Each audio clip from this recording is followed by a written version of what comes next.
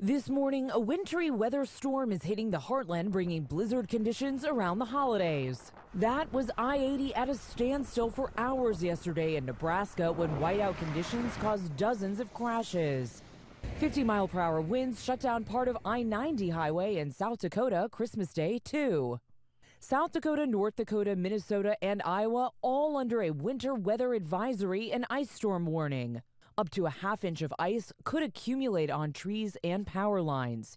Expect these conditions through Wednesday. And the same storm system will bring heavy rain into the mid-Atlantic by this evening and into the Northeast by tomorrow. These conditions expected to cause travel delays on the roads and in the skies as Americans are eagerly back to traveling for the holidays.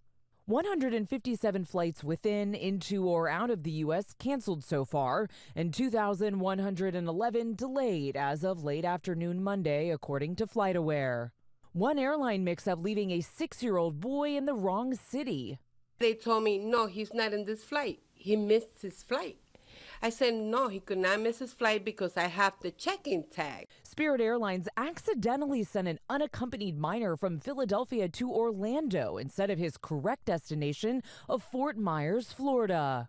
Spirit Airlines saying the child was always under the care and supervision of a Spirit team member, and as soon as we discovered the error, we took immediate steps to communicate with the family and reconnect them. And it has been a record year for airline travel. TSA says that they have seen 12% more travelers this year than last. In Washington, Liz Landers, ABC News.